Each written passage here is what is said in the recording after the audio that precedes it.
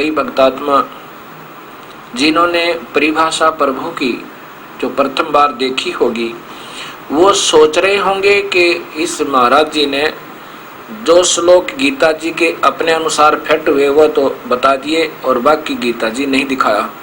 अब लगातार तरतीब वाइज आपका शंका समाधान हो रहा है। अब आप पढ़ते जा रहे हैं, आपके सामने बिल्कुल शीशा आ जाएगा, दर्पण। अब इन्हीं के द्वारा टीका सुधांशु जी द्वारा ही आगे देखिएगा। अब 11वां 12वां 13 श्लोक और फिर देखना आगे क्या क्लियर होता है, बात स्पष्ट आती है। अब 10 तक तो आप समझ चुके हैं कि वो उस परमात्मा को प्राप्त होगा जो उसका ध्यान धरता है। मेरा धरता तो मेरे पास आएगा। मैं संक्षेप में तेरे सामने इस दशा का वर्णन करता हूँ। ये बिल्कुल ठीक है जो इन्होंने लिखा। आगे देखो, आगे फिर 12 में है कि शरीर के सब द्वारों को संयम करके यानी अपना साधना एकाग्रचित होकर साधना करे। ठीक है, आगे देखो। अब कहते हैं मेरा अगर सिमरण करना है तो ओम नाम से करना है। ओम इत एकाक्षरम ब्रह्म, मुझ ब्रह्म का जाप करने का एक ओम मंत्र है बस। और इसी से मेरी प्राम गति को प्राप्त हो सके। किसी प्राम गति है वो आपको पता ही है, अनुत्तम है। इन्होंने लिखा कि और एक अक्षर ओम जो कि ब्रह्म है। ये ब्रह्म कहता है कि मेरा उच्चारण, ब्रह्म का उच्चारण, ओम मंत्र का उच्चारण करता हुआ मुझे स्मरण करता अपने शरीर को त्याग कर इस संसार से प्राण करता है, वह उच्चतम लक्ष्य परम गति को प्राप्त होता है। इसका उच्चतम लक्ष्य आपको ने देख लिया। अनुत्तम लक्ष्य है उनकी प्राम गति स्वर्गलोक, महास्वर्ग यानी ब्रह्मलोक, और फिर वो भी विनाश में। वो 7वें अध्याय का 18वां श्लोक स्पष्ट करता है कि वो भी अच्छी नहीं। फिर भी मेरा जाप करोगे तो ब्रह्मलोक तक आओगे। आगे देखो 14 में, जो मनुष्य अन्य किसी वस्तु का ध्यान न करता हुआ निरंतर मेरा ही स्मरण करता है, वह अनुशासित योग यानी शास्त्र अनुक साधना से मुझे सरलता से प्राप्त कर लेता है। अर्थात मेरे द्वारा वो परम गति जो मैं दे सकता हूँ सुविधा प्राप्त कर सकता हूँ। 15 देखो, मुझ तक पहुंच जाने के बाद, यहाँ इन्होंने फिर गोलमोल कर दिया थोड़ा सा। इन्होंने क्या किया है, मुझ तक पहुंच जाने के बाद वे महान आत्माएं पुनर्जन्म ग्रहण नहीं करती जो दुख का घर है और अस्थायी है, क्योंकि वे आत्माएं परम सिद्धि को प्राप्त कर चुकी होती हैं। ये फिर अधूरा ही रह गया इनका, क्योंकि बेचारों ने ज्ञान ही इतना है। अब मैं दास बताता आपको, ये देखिएगा आदरणीय जयदयाल गोविंद का द्वारा भी उसी अध्याय का टीका और उसी श्लोक से प्रारंभ करते हैं। इसमें ये सुविधा है थोड़ी हमें। ये 15वां श्लोक देखें, ये देखो 15वां, 14 तक तो आपने सुन लिया। अब 15वां देखो, क्योंकि इसमें ये संधि छेद किए जो आपके आसानी से ये दास समझा सकता है, बुद्धिजीवी व्यक्ति को बहन भाई आराम से समझ सके। अब देखो इसमें लिखा कि माम उपेत, जो मुझे प्राप्त होते हैं, पुनर्जन्म उनका तो पुनर्जन्म है और दुखालय दुख के घर में रहेंगे, अश्वाश्वतम, ये कभी नहीं समाप्त हो सकता। ये कोई विद्वान पुरुष हो देख सकता है और फिर दोबारा विचार कर सकता है। निष्पक्ष भाव से सोचें, क्योंकि पहले चलता आ रहा है।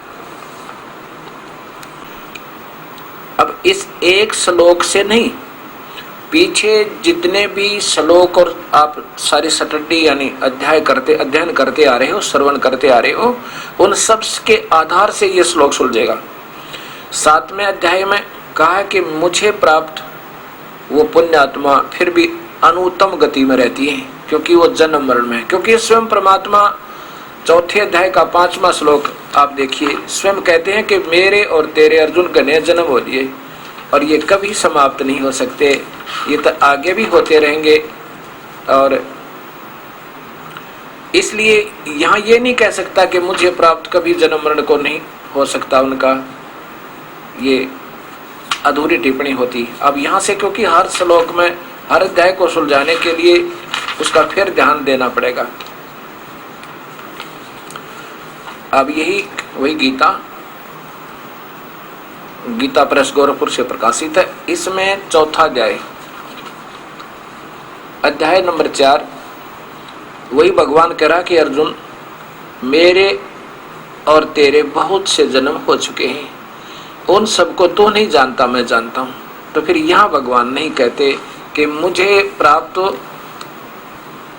फिर जन्म नहीं होता, मुझे प्राप्त का। ये देखो ध्यान से, अध्याय नंबर 8 का श्लोक नंबर 15 है। इसका नीचे फिर नीचे से सुलझेगा, इस संस्कृत से इन्होंने तो अपने हिसाब से किया हुआ है, ये न्याय संगत नहीं लगता। अब देखो, अब कहता कि माम उपेत पुनर्जन्म, मेरे को प्राप्त का तो पुनर्जन्म होगा, और वो दुखालय, ये तो जन्म मरण के दुख का घर है, और अशाश्वतम, ये स्थायी नहीं है, ये तो अक्षर भंगुर है।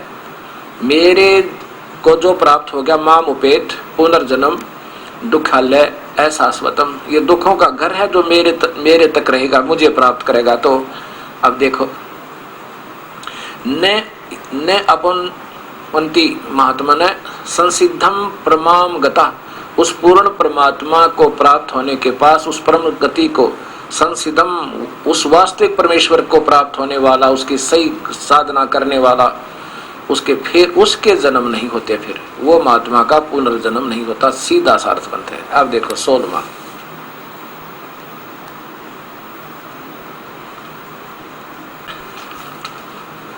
ये मैंने अभी पहले भी आपको बताया था, अभी 8वें अध्याय के साथ इसका फिर लिंक बना है। हे अर्जुन, ब्रह्मलोक पर्यंत ये सब लोग पुनर्वर्ती हैं, परंतु किंतु मुझको प्राप्त होकर पुनर्जन्म नहीं होता। अब यहाँ दो बात नहीं कह सकते भगवान, यहाँ उनका अर्थ है कि मेरे सारे लोक विनाश में होंगे, एक ब्रह्म लोक भी विनाश में आ जाएगा, जो मेरा जो अंतिम एक ब्रह्मांड में लोक है, और जो मेरी भक्ति करते हैं उनका इतने जन्म नहीं होगा, उनको दूसरे लोक में भेज दूंगा, जैसा भी दिखाया था। अब आगे चलो, 17वें में लिखा है कि सेंसर युग पर्यंत। अब ये यहाँ पर इन्होंने, जैसा मैंने पहले बताया था कि ब्रह्मण, ये ब्रह्म का, ये बड़ा ब्रह्म, वो दूसरा अव्यक्त। अब ब्रह्मण का अर्थ होता, लिखा है ये ब्रह्मण है, ये ब्रह्म को ब्रह्मा मान रहे हैं, ये ब्रह्मा का एक दिन नहीं, ये अक्षर पुरुष है, ये बड़ा ब्रह्म, इस ब्रह्म से भी दूसरा जो ब्रह्म है उसका एक दिन 1000 चतुर्युग नहीं है संस्कृत में। इन्होंने, क्योंकि ये जानकार थे शास्त्रों के, इन्होंने ये चतुर्युग लिख दिया। उस अक्षर पुरुष का एक युग, एक विष्णु मरता है उसके एक युग में, इतना लंबा चौड़ा है,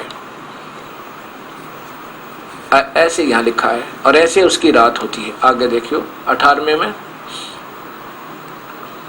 संपूर्ण चराचर भूतगण, ब्रह्मा के दिन में, तो ये ब्रह्मा नहीं है, अव्यक्त है वो दूसरा अव्यक्त जो तो आपको बताया था। अव्यक्त, व्यक्त, चराचर भूतगण, अव्यक्त में उस ब्रह्मा के सूक्ष्म शरीर में नहीं, उस परब्रह्म के लोक में, दूसरे अव्यक्त के लोक में ये समा जाता, जैसे अभी आप सुन रहे थे, अव्यक्तात, और फिर दिन में वो उत्पन्न होता है। ये ब्रह्मा का मानकर चल रहे, ब्रह्मा की रात्रि प्रवेश काल में उस अव्यक्त नाम ब्रह्मा के सूक्ष्म शरीर से ही लीन हो जाते हैं। अब इन महापुरुषों को केवल ब्रह्मा एक कल्प में, अब इन महापुरुषों को केवल एक ब्रह्मा तक ही ज्ञान है, एक कल्प का ज्ञान है। एक कल्प में ब्रह्मा जी का एक दिन एक कल्प कहलाता है। एक कल्प में 1000 चतुर्युग माने जाते हैं, और एक रात्रि में इतने ही। जब ब्रह्मा का एक दिन समाप्त होता है, यहाँ इस 3 लोक में, पृथ्वी लोक, स्वर्ग लोक जो इंद्र का लोक कहलाता है, और साथ में नीचे पाताल लोक के प्राणी विनाश हो जाते हैं, और वो भी फिर ब्रह्मा के लोक में सूक्ष्म रूप में रख दिए जाते हैं, और ब्रह्मा सो जाता है। उसके बाद 1000 चतुर्युग की जब उसकी रात समाप्त हो जाती है, ये फिर दोबारा सृष्टि प्रारंभ करते हैं इन तीनों लोकों की। बस ये ब्रह्मा का जो दिन है वो 1000 चतुर्युग का है, और ये जो परब्रह्म का जो एक युग है, जो एक युग जो है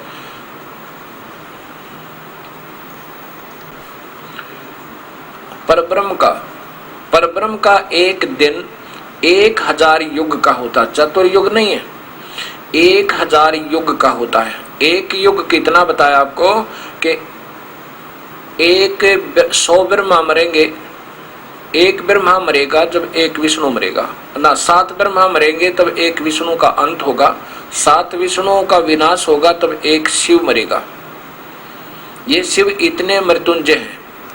और जब एक शिव मरेगा तब एक युग होगा किसका? परब्रह्म का। ऐसे ऐसे 1000 युग का एक दिन होया उस परब्रह्म का। जब 1000 युग समाप्त होंगे उस ब्राह्मण के, उस बड़े भगवान के, यानी इस काल तक बड़े भगवान के, दूसरे व्यक्त के, इस काल से अगले अव्यक्त के, अक्षर पुरुष का, उसका एक दिन 1000 युग का है, नोट चतुर्युग। गीता कोई बच्चों का खिलौना नहीं है, बच्चों का लेख नहीं है, ये उस ब्रह्म के द्वारा, काल के द्वारा बोला गया बिल्कुल निर्णायक ज्ञान है।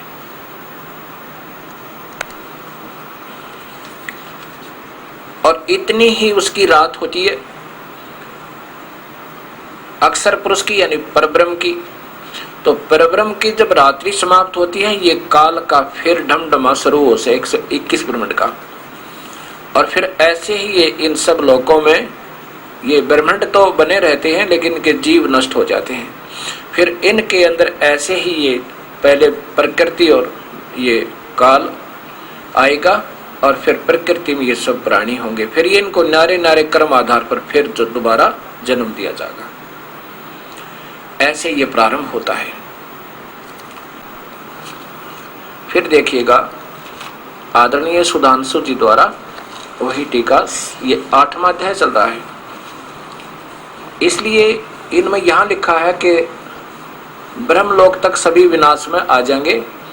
आगे लिखा है कि इन्होंने ये 16वां, ये देखो इधर 16वें में लिखा है कि ब्रह्मा के लोक लिख दिया। ये ब्रह्म नहीं है, या ब्रह्मा लिखा जाता। ब्रह्मा के लोक से लेकर नीचे तक सब लोग ऐसे हैं जिनके फिर पुनर्जन्म की ओर लौटना होता है।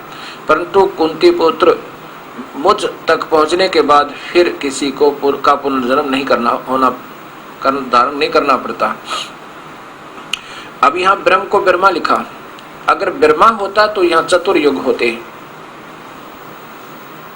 सेंसर युग है, सेंसर चतुर्युग नहीं लिखा, 1000 युग। इन्होंने सीधी संस्कृत ठीक कर दी, चतुर्युग नहीं लिखा, लेकिन लिख दिया ब्रह्मा का दिन। आगे फिर आगे स्पष्ट होगा, देखना। दिन के आने पर अव्यक्त से उस सब वस्तुएं प्रकट हो जाती हैं। किससे? वो अक्षर पुरुष भी अव्यक्त है, काल अव्यक्त बता दिया। ये 8वें अध्याय का 18वां श्लोक है, और 7वें अध्याय के 24वें और 25वें श्लोक में अपने आप को कहता मैं अव्यक्त हूं।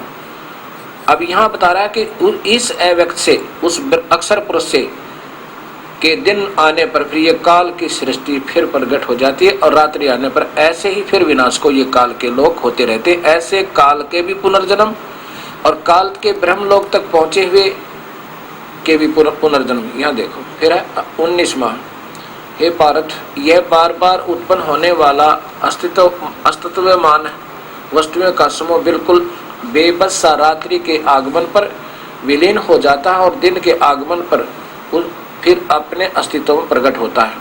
अब देखो 20वें में लिखा है, परंतु इस अव्यक्त से परे एक और अव्यक्त सनातन अस्तित्व है, वो पूर्ण परमात्मा है, जो उस अस्तित्वमान वस्तुओं के नष्ट होने पर, सब अस्तित्वमान नष्ट हो जाने पर भी वो कभी नष्ट नहीं होता। वो तीसरा अव्यक्त, एक अव्यक्त काल कहा 7वें अध्याय के 24-25 श्लोक में, और दूसरा अव्यक्त ये 19, 20, 18वें श्लोक में 8वें अध्याय का ऊपर देखो।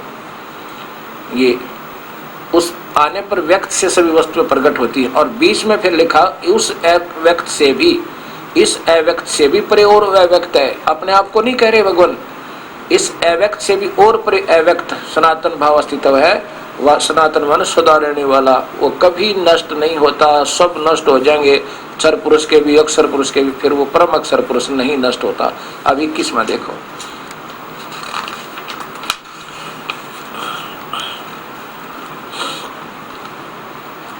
और फिर किसने स्पष्ट कर दिया, वह अव्यक्त अनश्वर कहलाता है, वो वास्तव में अविनाशी परमात्मा, जो गीता जी के 15वें अध्याय के 16 और 17 में व्याख्या है, उसे सर्वोच्च स्थिति कहा गया है। उसको ही वो है वास्तव में सर्वस्व उच्च स्थिति, और जो उसे प्राप्त कर लेते हैं वो वापस नहीं लौट कर आते। वही मेरा परम धाम है, निवास स्थान नहीं है। अब यहाँ ये फिर वही उड़ जा देते हैं। अब ये काल भी, अब यहाँ पर इनका काल भगवान क्या कह रहा है कि मैं भी उसी स्थान से आया हुआ हूँ, मेरा भी निज स्थान वही है, मेरा परम धाम भी वही है, मेरा परम धाम वही है, ये लिखना था, मेरा परम धाम वही है। तत् मम परम धाम तत्, मेरा परम धाम भी वही है, मैं वहीं से आया हूं। अब यहाँ देखो स्पष्ट आ रहा है, ये यहाँ इन्होंने जितना ज्ञान है बेचारे इसको गोल गोल, क्योंकि वही कृष्ण पे लाके रोक देते हैं, श्री कृष्ण जी पे। अब यहाँ देखो वो तो और है जो अनश्वर कहलाता। 23 में फिर देखो 22 में 8वां अध्याय चल रहा है ये। हे पार्थ, वह परम पुरुष, या फिर वह परम पुरुष क्यों कहता, अगर मेरा स्थान है, नहीं, वह परम पुरुष जिसमें सब भूत निवास करते हैं, सब प्राणी निवास करते हैं, जिससे ये संसार व्याप्त है, वो अनन्य भक्ति द्वारा प्राप्त किया जा सकता है। अब इसमें स्पष्ट है कि जो वो परमात्मा है ना, वह परम पुरुष जिसमें सब भूत निवास, सब प्राणी हैं, जिससे ये सारा संसार व्याप्त है, अनन्य भक्ति द्वारा प्राप्त किया जा सकता है। अनन्य का अर्थ है केवल एक परमात्मा की भक्ति, उससे की भक्ति करके पा सकते हो, अन्य भक्तियों से नहीं।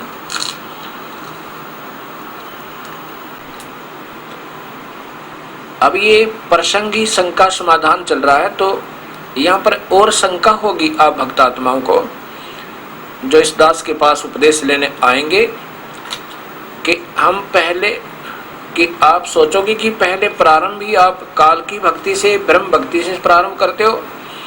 ये भक्ति नहीं, हम ओम नाम, ये जो का तो चलेगा, ये तो करनी ही पड़ेगी, क्योंकि ये ऋण देना है इस 21 ब्रह्मांड में, जहाँ भी हम इतने युगों से सुविधा प्राप्त कर रहे हैं। ये ओम की कमाई, इसकी सिमरन का तरीका अलग से है।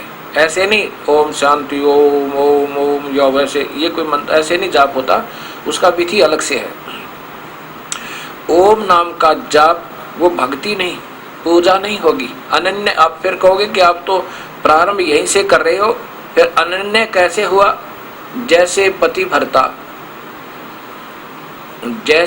भरता पूजा तो अपने पति की करती है, आदर सबका करती है। अब यहाँ क्या होगा कि हमने किसी का ऋण जो ले रखा है, वो ऋण उतरेगा तो हम यहाँ से मुक्त होंगे, क्योंकि हम काल के लोक में और काल के द्वारा तप करके प्राप्त इस लोक में रह रहे हैं। तो हमारे ऊपर इसका टैक्स है, हम हमारे से ये मजदूरी करवा रहा है और अपना स्वार्थ पूरा कर रहा है, और हमें यहाँ रोके हुए हैं जब तक हम इसका किराया ना दे देंगे। ओम नाम के जाप से प्रभु प्राप्ति नहीं है, यह प्रभु प्राप्ति की पूजा नहीं है, क्योंकि 11वें अध्याय के 47-48 श्लोक में और 53 और 54 श्लोक में स्पष्ट है कि ओम नाम के जापते मेरा किसी भी वेदों में वर्णित विधि से, किसी भी प्रकार के तप से, दान से, क्रिया से, यज्ञ से मुझे नहीं प्राप्त कर सकते। केवल सुविधाएं प्राप्त कर सकते हैं ब्रह्मलोक में, महाब्रह्मलोक में, ब्रह्मलोक में, ब्रह्मा के लोक में, या फिर यहाँ राजा और यहाँ सुख सुविधा जैसे कार कोठी ये ले सकते हैं। ओम नाम की कमाई थे, प्रभु नहीं मिल सकता। और जब हमने ये ज्ञान हो गया कि यहाँ की कोई वस्तु ना नहीं चाहिए हमें, ना हमने स्वर्ग चाहिए, ना इनका ब्रह्मलोक चाहिए, ना यहाँ राजा बनना, तो ओम नाम की कमाई करेंगे, अपना ऋण उतारने के लिए जाप करेंगे। ये पूजा नहीं है, ये हम उसका ऋण उतारने के लिए सिमरन करेंगे और प्रारंभ करेंगे यहीं से, क्योंकि ओम नाम की कमाई हमने इस काल को ही दे जानी है, हमने नहीं रखनी। उसके बाद एक और मंत्र है जो पार ब्रह्म के लोक को हम पार करेंगे, उसका भी टैक्स देना है। वो इस ओम के साथ एक और मंत्र लग के ये सतनाम बनता है। और पूजा करेंगे हम, फिर वास्तविक एक और मंत्र है जो सार नाम है। ऐसे ये 3 मंत्र बनकर एक पूरा मंत्र बन जाता पूर्ण परमात्मा की प्राप्ति का। जो गीता जी के अध्याय नंबर 17 के श्लोक नंबर 23 में लिखा है कि परमात्मा के पाने की, अध्याय नंबर 17 के श्लोक नंबर 23 में लिखा कि परमात्मा के पाने के लिए ब्रह्मण यानी पूर्ण परमात्मा, क्योंकि ब्रह्मण का जो अर्थ है वो बड़ा भगवान, उसको पाने के लिए हमने 3 मंत्र का निर्देश आपके लिए, और यही बताता है वेद। ये देखियो, ये गीता जी अध्याय नंबर 17 है और श्लोक नंबर 23।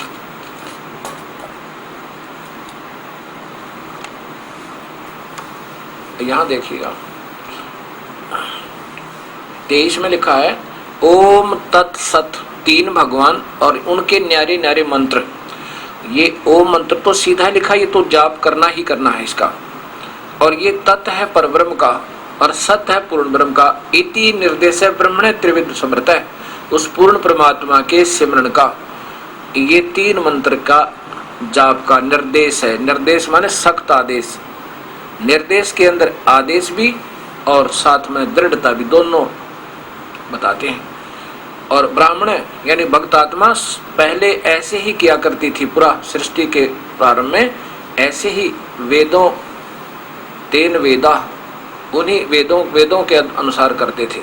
अब देखना, अब ये आपको बताना चाहता था मैं, इस प्रकार 3 मंत्र का जाप करना है। ओम तत्सत, ओम तत्सत ये नहीं, ये तत् और सत सांकेतिक है, ये इशारा उन अन्य मंत्रों का, वो ये दास देगा आपको। ऐसे फिर क्या होगा कि ओम नाम की कमाई तो हम इस ब्रह्म तक छोड़ देंगे, इसको दे देंगे, ये हमें मुक्त कर देगा, सारे कर्म हमारे कैंसिल हो जाएंगे उस परमात्मा के आदेश तक, इसका ऋण मुक्त हो जाएगा तो हम मुक्त हुए। और जो दूसरा मंत्र होगा वो परब्रह्म का टैक्स भरना हमने, उसको दे देंगे, अक्सर पुरुष के लोक से पार हो जाएंगे। और फिर तीसरा जो मंत्र है उस कमाई से हम वहां सथा स्थान पाओगे। अब देखो, यही गीता जी, क्योंकि ये छोटी पुस्तक है, उठाने में सुविधा है, इसलिए मैं दिखा रहा हूँ। जिसमें कोई इसमें है तो दूसरे को भी दिखा देता हूँ। अब देखियो, ये अध्याय नंबर 18 है और श्लोक नंबर 62 देखो, ये इसी में क्या लिखा है, हे भारत, सब प्रकार से उस परमेश्वर की शरण में जा, उस परमात्मा की कृपा से परम शांति और सनातन परम धाम को प्राप्त होगा। ये देखो, ये देखने योग्य बात है इसको। उस परमात्मा की कृपा से परम शांतिम, परम शांति को, काल तक रहेगा तो कोई शांति नहीं है जीव को, लड़ना झगड़ना पड़ता ही रहेगा, राग द्वेष रहेगा। शांति को प्राप्त, शांति को और सनातन परम धाम को। अब देखो, शाश्वतम स्थान सतलोक, सातवन माने सनातन, सनातन माने अविनाशी, अविनाशी माने सत्य, सत्य शाश्वतम माने सत्य, स्थान माने धाम, धाम को सत धाम, सतलोक प्राप्ति, उस सतलोक को प्राप्त होगा। ये 62 में स्पष्ट कर दिया। श्लोक नंबर देखिए, ये 62 में, और इसमें लिखा कि उसकी शरण में जा। ठीक है। अब 63 देखो,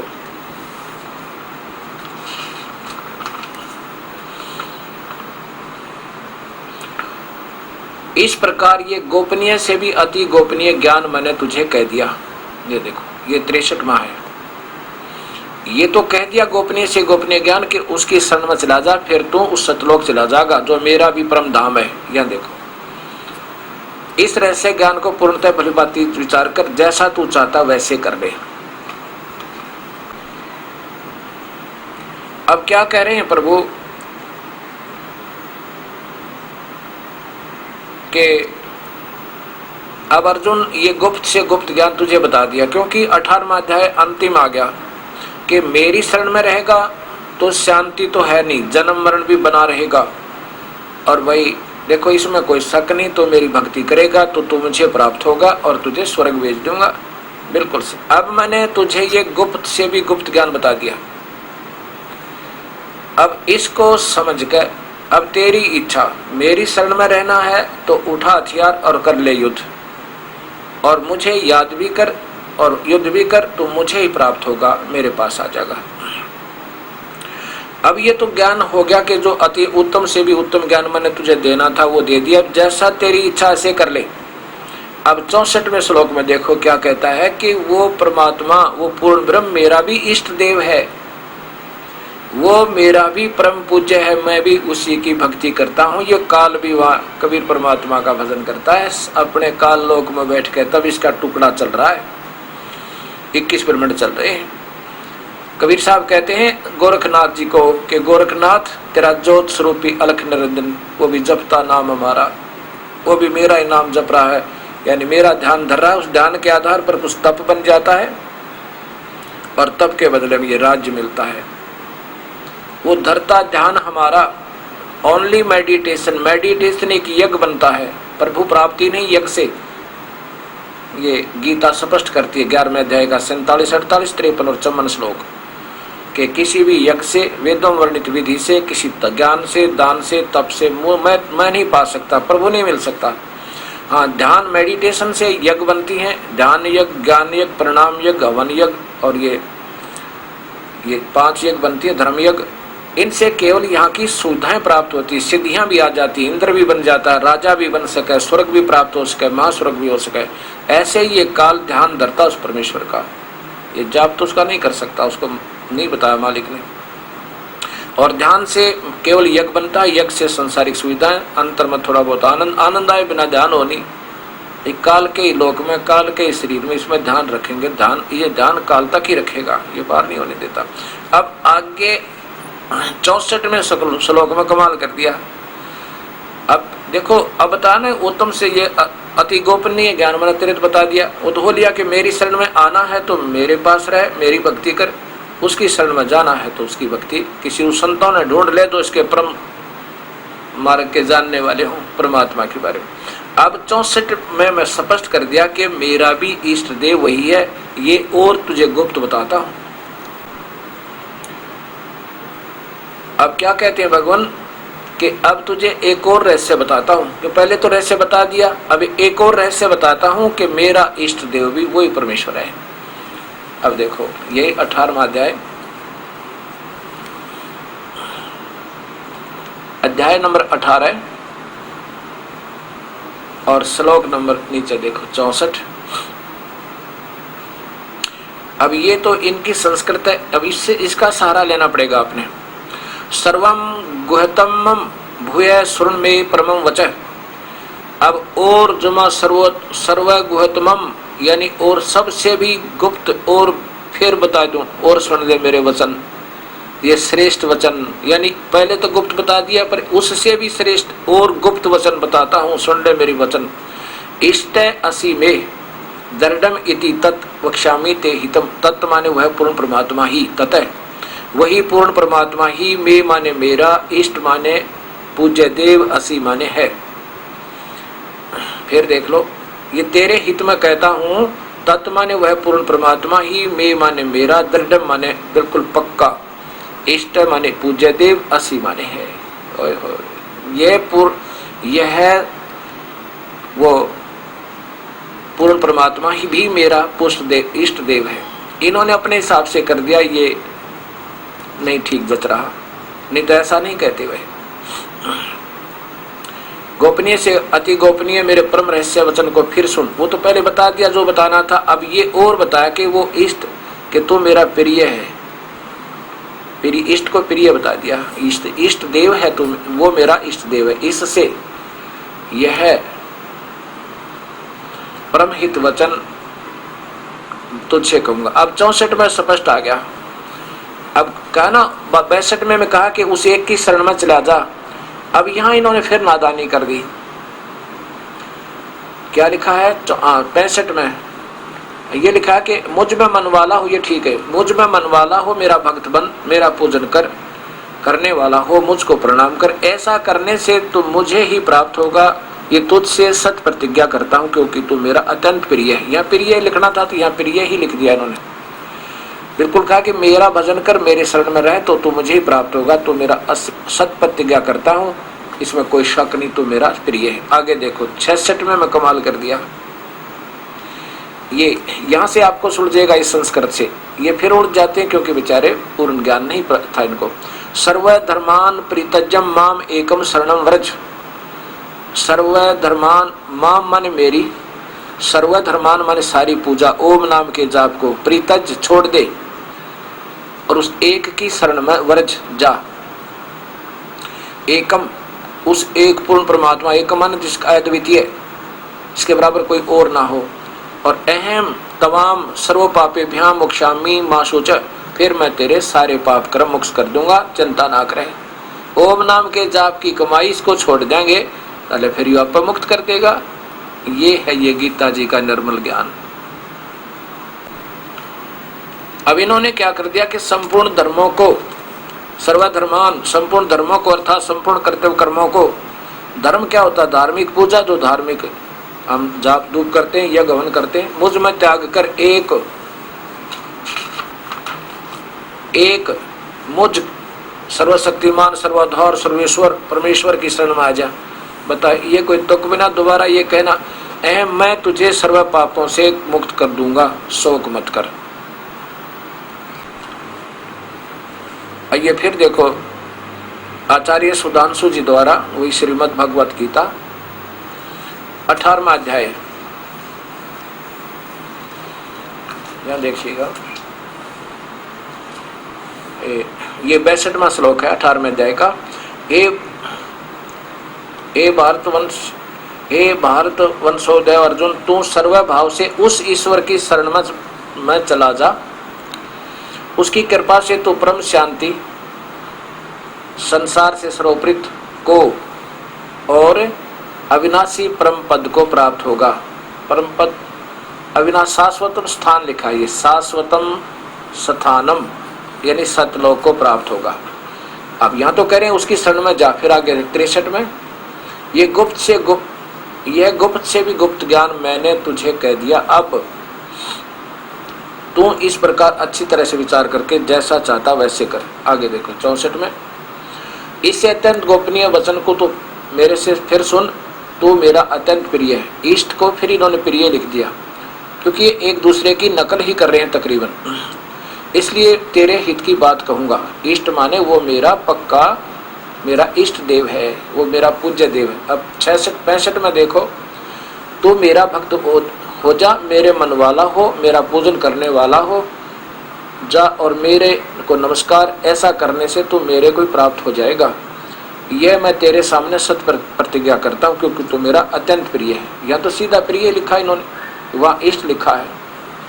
अब 66 में स्पष्ट हो गया, ये सभी ऐसे ही गोल कर जाते हैं अनजानपने में। अब कहा कि संपूर्ण, ये सीधा लिखा ऊपर कि सर्व धर्मान प्रीताज माम, मेरे सभी पूजाओं को मेरे में तज छोड़ दे, एकम शरणम व्रज, उस एक की शरण में जा, फिर मैं तुझे सब पापों से मुक्त कर दूंगा। इसका अर्थ तो ये बना है, संपूर्ण धर्मों का आश्रय छोड़कर तू केवल मेरी शरण में आ जा, मैं तुझे संपूर्ण पापों से मुक्त कर दूंगा, चिंता मत कर। पहले कोई धर्म था ही नहीं, अगर ऐसे इन धर्मों का हिसाब लगाए नहीं, यानी धार्मिक पूजा जो तू कर रहा है ना ओम नाम की, वो मेरे में छोड़ दे और उस भगवान के पास चला जा, फिर तेरी सारी मुक्ति हो जाएगी, चिंता ना कर। अध्याय नंबर, गीता जी के अध्याय नंबर 14 से प्रारंभ होता है कि तीसरे और चौथे और 5वें श्लोक का भावार्थ बनता है कि अर्जुन, जितने भी इन 21 ब्रह्मांड में प्राणी उत्पन्न हुए हैं उनका मैं तो पिता हूं, और प्रकृति यानी दुर्गा इन सबकी माता है, और हमारे संयोग से ही ये उत्पन्न हुए हैं। मैं पिता हूँ, ये माँ है सबके को उत्पन्न करने वाली। और इस प्रकृति से उत्पन्न तीनों गुण, रजगुण ब्रह्मा, सतगुण विष्णु, तमगुण शिव जी, ये इस जीवात्मा को फंसा कर रखते हैं, ये कर्मों में बांध कर रखते हैं, ये इनको पार नहीं होने देते। फिर आगे बताया है कि इन्हीं गुणों की उपासना करने वाले नादान व्यक्ति,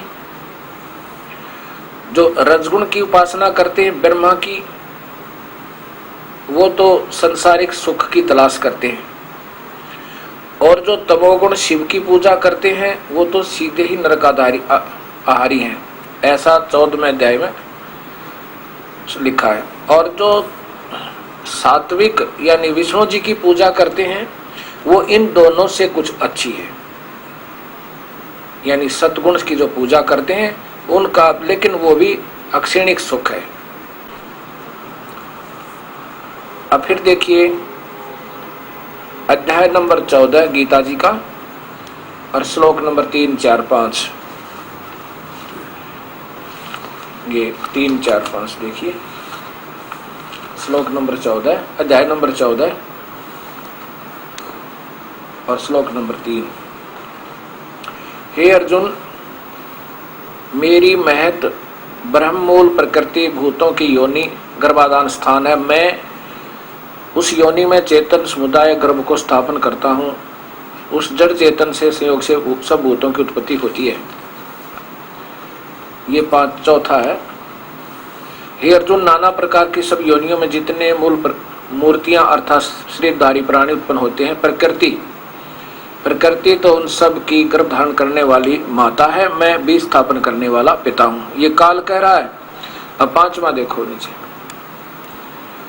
हे महाबाहो अर्जुन, हे अर्जुन, सतगुण रजगुण और तमगुण, सतगुण विष्णु, रजगुण ब्रह्मा, तमगुण शिव जी, ये प्रकृति से उत्पन्न तीनों गुण अविनाशी जीवात्मा को शरीर में बांधते हैं। अब ये गीता जी में गुणों का फिर जिक्र चला है, और 3 गुण कौन है? रजगुण ब्रह्मा, सतगुण विष्णु, तमगुण शिव जी। अब यहाँ फिर ये प्रमाण दिखाना जरूरी होगा, नहीं तो ये नादान कोई भी आपको बहका देगा, आप अनजान हो सभी कि कौन कहता है तीनों गुण ब्रह्मा विष्णु महेश हैं। और क्योंकि शास्त्र तो किसी को ज्ञान नहीं, ना कोई उठाकर देखा, किसी ने संतों ने भी नहीं देखा होता तो ये उआबाई नहीं कहते। तो इसलिए ये बार बार दिखाना बहुत जरूरी हो गया इस दास के लिए। अब ये कौन कहेंगे कि कौन कहता प्रकृति शेरा वाली दुर्गा है? ये श्रीमद् भगवत गीता प्रेस गोरखपुर से प्रकाशित, और इनका जो लेखक है, इसका टीकाकार है ये श्री संपादक श्री हनुमान प्रसाद पोदार, चिमन लाल गोस्वामी।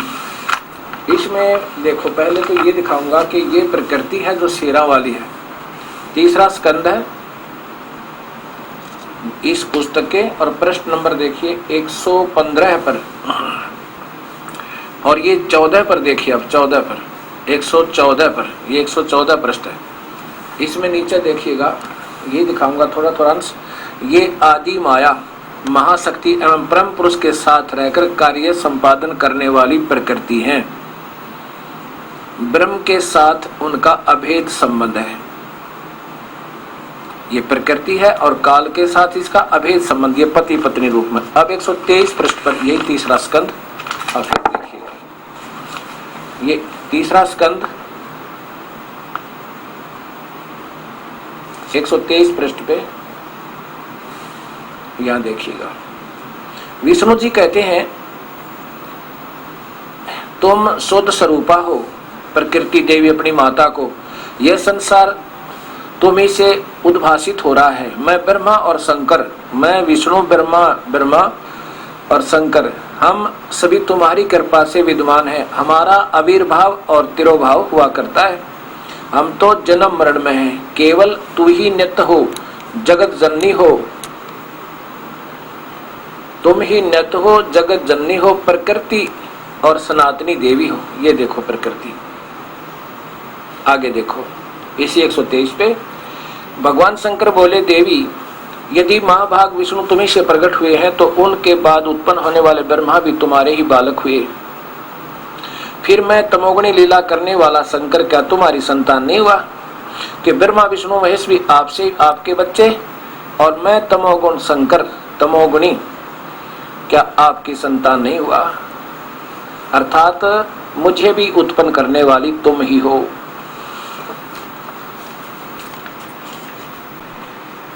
और यहां तक भी शंका पैदा कर सकते हैं कि कहां लिखा है रजगुण ब्रह्मा सतगुण विष्णु तमगुण शिव जी। ये देवी भागवत महापुराण, ये संस्कृत सहित है। इसमें देखिएगा,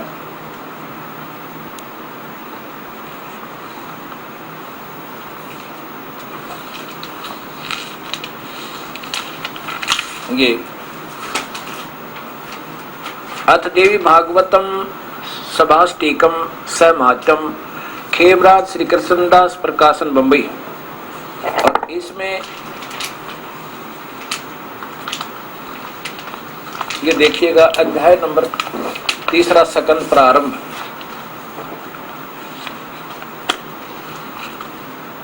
अथ श्रीमद् भगवत गीते भगवते भाषाटिक युक्ते 3 सकंद प्रारंभते।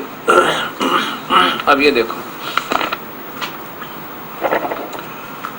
इसमें लिखा है सब लोकों के सृजन की इच्छा करने वाले हरि विष्णु ब्रह्मा और शिव, यह सब तुम्हारे चरणाविंद की भक्ति और प्रीति को प्राप्त होकर कर सकते हैं। हे मात, शंकर जी कह रहे हैं, यदि हमारे ऊपर सदा आप दयायुक्त हो तो तमोगुण में किस मुझ तो हमको तमोगुण में यानी मेरे को शिव को किस प्रकार प्रदान किया? ब्रह्मा रजोगुण और सतोगुण हरि, हरि सतोगुण। अब ये संस्कृत भी देख सकते हैं आप, ये 7वां श्लोक है, ये 8वां है, ये 7वें से प्रारंभ है। ये देखिएगा, ये यहाँ पर ये है, ये देखो, ये 7वां 8वां प्रारंभ है। यदि ये सर्व लोकों की इच्छा करने वाले, ये यहाँ पर ये देखो, यदि दया धर्मना तो दर्दबंद है हमारे प्रति, दयावान है तो न सदा विवेकम कथम अहम विहितम, किस लिए मुझको विहितम तमोगुण है, मैं तमोगुण क्यों बनाया? कमल जय ब्रह्मा यानी कमल से उत्पन्न वाले ब्रह्मा को रजोगुण विश्वविहित है, और किमो सतोगुण हरि, और विष्णु को सतोगुण कैसे बना दिया माई तूने? ये देख लो, आपके सामने है ये। अब अध्याय नंबर 14 में इन तीनों गुणों की ही पूजा का आगे वर्णन है कि जो रजोगुण की पूजा करता है वो यहाँ संसारिक सुख के ऊपर चिपटा रहता है, ब्रह्मा की पुजारी, क्यों से यहाँ संसारिक सुविधा चावे, ऐश्वर्य के साधन चावे ये। और सतोगुणी पूजा करने वाला वो थोड़ा सा 21 है इन दोनों से, लेकिन ये भी सही नहीं है। और तमोगुण का पुजारी तो सीधा ही अधोगति को जाता है।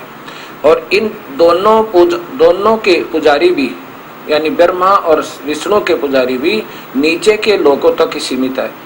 और फिर कहा कि इन तीनों को जो करता नहीं मानता, ब्रह्मा विष्णु महेश को, वो फिर मेरे शरण होकर इनको उल्लंघन कर जाता है, इनसे ऊपर उठ जाता है। अब देखो, ज्यादा ना दिखा करके मैं 17 अध्याय नंबर 14 के 17 से प्रारंभ करता हूँ। आप स्वयं भी देख सकते हैं, जो कोई बच्चों को बुलाने वाली बात नहीं है। अध्याय नंबर 14 श्री गीता जी, ये श्रीमद् भगवत गीता, गीता प्रेस गोरखपुर से प्रकाशित है। यहां से देखें, सत्वगुण सतोगुण से ज्ञान उत्पन्न होता है, और रजोगुण से निसंदेह लोभ, और तमोगुण से प्रमाद मोह उत्पन्न होता है, अज्ञान भी। इस एवं इसी प्रकार अज्ञान। तमोगुण यानी शिव के पुजारी से तमस है, तो उसमें तो क्रोध ही क्रोध होता है, जैसे रावण ने तमोगुण की भक्ति की थी, विनाश को प्राप्त हुआ। सुविधा अवश्य मिल जाती है। आगे देखो 18 नंबर, ऊर्ध्वम गच्छन्ति सत्वथा। अब कति स्पष्ट हो जाएगा। सत्व गुण में स्थित पुरुष अर्थात विष्णु का उपासक स्वर्ग आदि उच्च लोकों को, उच्च नहीं ऊर्ध्व, ऊर्ध्व माने नीचे के, हाँ ऊर्ध्व ऊपर के, आदि उच्च लोकों को प्राप्त होता। क्योंकि ये स्वर्ग आदि उच्च लोक माने गए, यहाँ पर स्वर्ग से ज्यादा कोई मानता ही नहीं।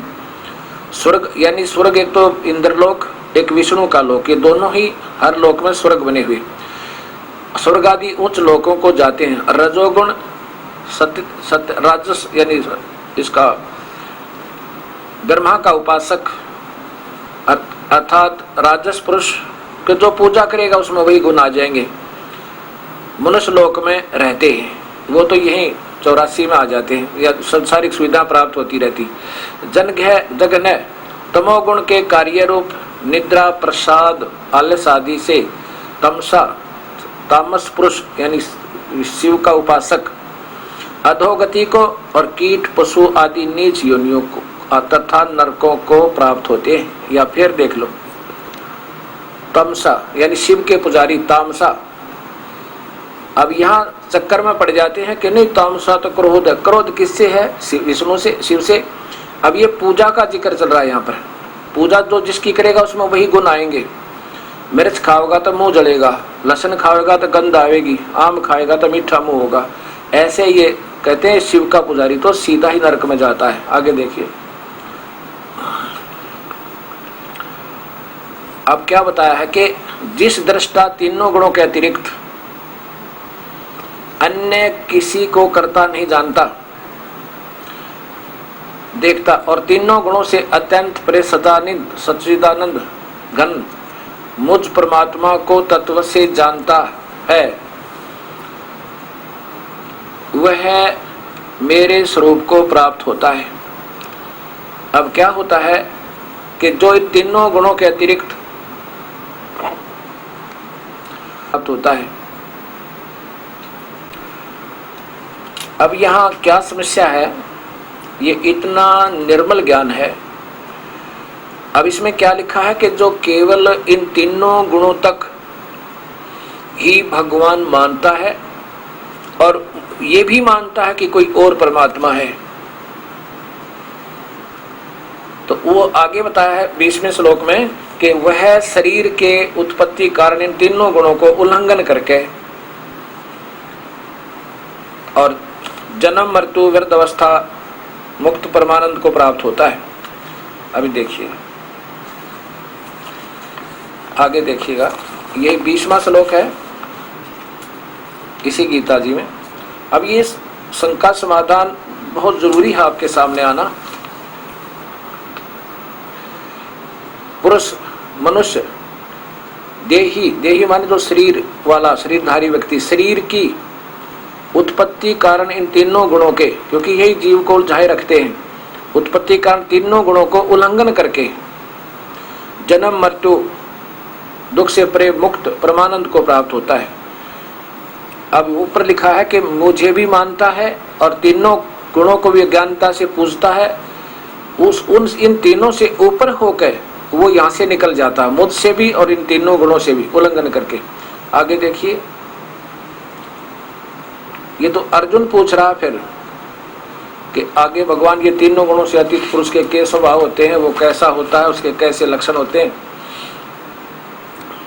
इससे 25 तक सीधा लिखा है कि जो इन तीनों गुणों को जितनी इनकी स्थिति है ब्रह्मा विष्णु महेश को समझ लेता है और मुझे जान लेता है, वो फिर यहाँ के कंकर पत्थर और सोने और मिट्टी को एक समझ लेता है। ऐसा इसमें लिखा। फिर बता के इन मेरी भी नहीं और तीनों गुणों की भी नहीं। आगे 26वें श्लोक में लिखा कि जो अव्यभिचारिणी, अव्यभिचारी, ये वही गीता जी और श्लोक अध्याय नंबर 14 और श्लोक नंबर ये देखो यहाँ पर 26 में। और जो पुरुष वे भी अव्यभिचारी भक्ति योग द्वारा अव्यभिचारेण व्यभिचारी होती है सारे पूज्य, देवी भी, देवता भी, भूत भी, पितर भी, सारे ब्रह्मा भी, विष्णु भी, ब्रह्म भी, उनसे न्यारा एक की पूजा करे। जैसे पतिव्रता अपने पति से सिवाय किसी की पूजा नहीं करती, वो अव्यभिचारी होती है। और जो वो ऐसा नहीं करती वो व्यभिचारिणी होती है। यहाँ वही है। और जो पुरुष अव्यभिचारी भक्ति योग द्वारा मुझको भजता है वह इन तीनों गुणों को भली भांति लांघ कर सच्चिदानंद ब्रह्म को प्राप्त होने के लिए योग्य बन जाता है। क्या स्पष्ट हुआ इसमें कि जो अव्यभिचारी ढंग से अर्थात मेरी पूजा करे, ब्रह्मा विष्णु महेश इन तीनों गुणों की और देवी देवताओं की, भूतों की, पितरों की नहीं करता, वो अव्यभिचारी भक्ति करता है। और जो ऐसा कर रहा है वो व्यभिचारिणी भक्ति कर रहा है। मुझे भी पूज रहा है और भी पूज रहा है, सब देवी देवता भी, ब्रह्मा विष्णु महेश भी, मंदिर भी, मस्जिद भी, श्राद्ध भी, पितर भी, कहते वो तो व्यभिचारी है।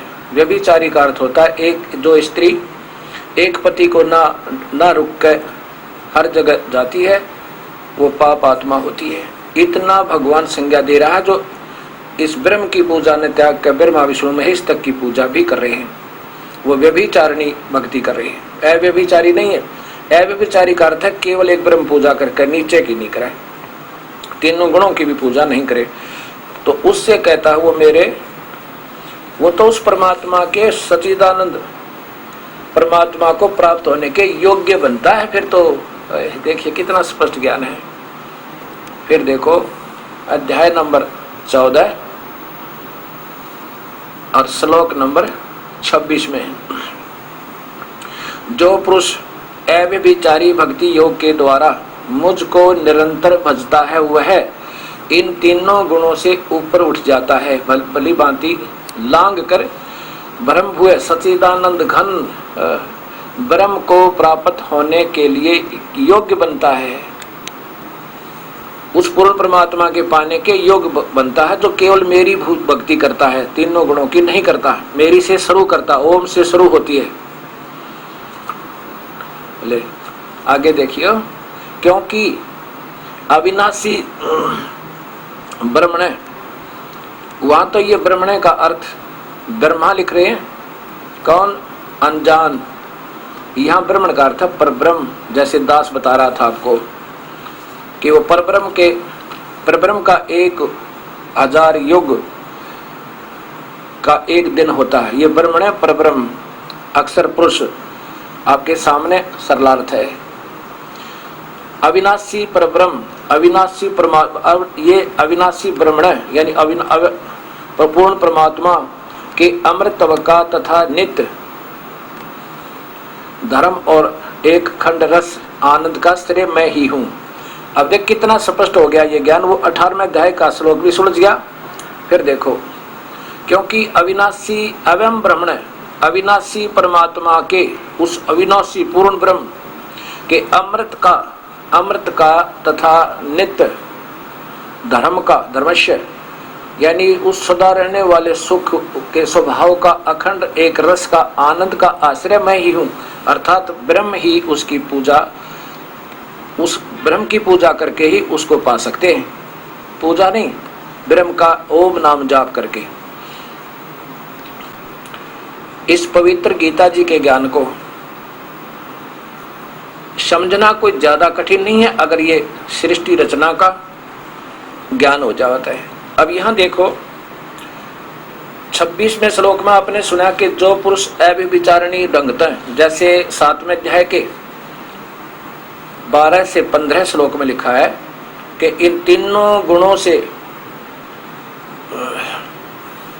के द्वारा जो हो रहा है वो मुझसे जान, लेकिन मैं इनमें नहीं हूं, ये मुझ में नहीं है।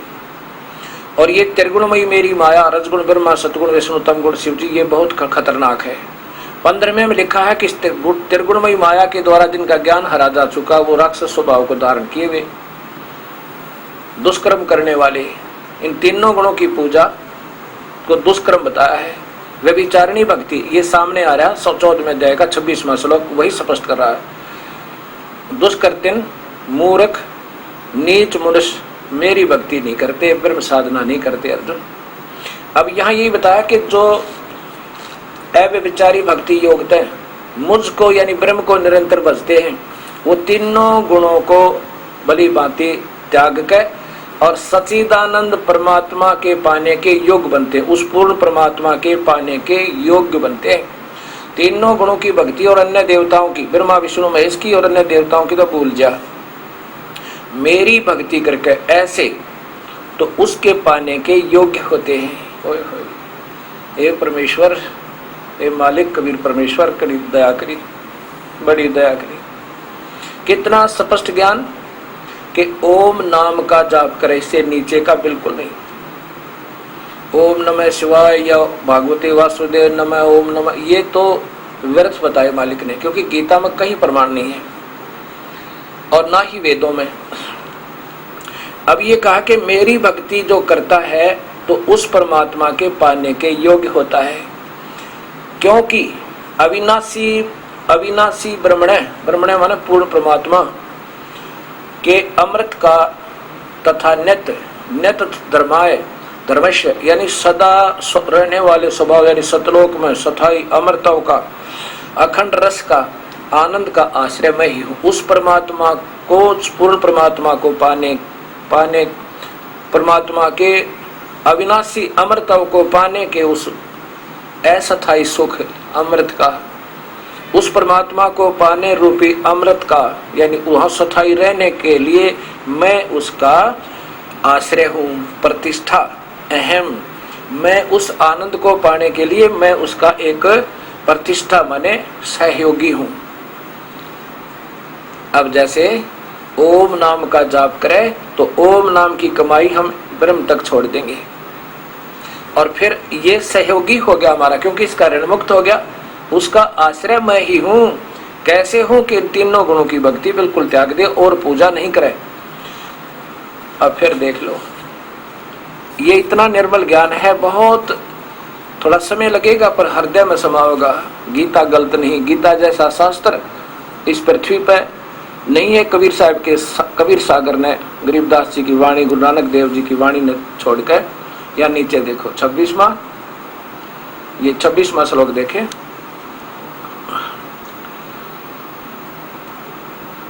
और जो पुरुष, जो व्यक्ति अव्यभिचारी यानी और अन्य पूजा ना करके केवल ब्रह्म पूजा से प्रारंभ करता भक्ति योग द्वारा, माम माने मुझको भजता है, स वह इन गुणान तीनों गुणों को हे मालिक भली भांति लांग कर सच्चिदानंद घन ब्रह्म को प्राप्त होने के योग्य बनता है।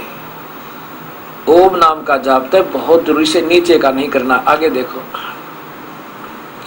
क्योंकि अविनाशी, अब ये यहाँ देखो, अवश्य ब्रह्मण अविनाशी परमात्मा पूर्ण ब्रह्म को और अमृत से अमृत का तथा नित्य शाश्वत से धर्म यानी सदा रहने वाले एक अखंड रस को यानी फिर कभी नहीं मरे, सदा सुखी रहे, उस आनंद को पाने का मैं अहम सुख से मन आनंद का प्रतिष्ठा अहम, मैं उसका आश्रय हूँ, अर्थात मैं उसकी पहली कड़ी हूँ, मैं उसमें सहयोगी हूँ उस परमात्मा के पाने में। बोल सतगुरुदेव की जय।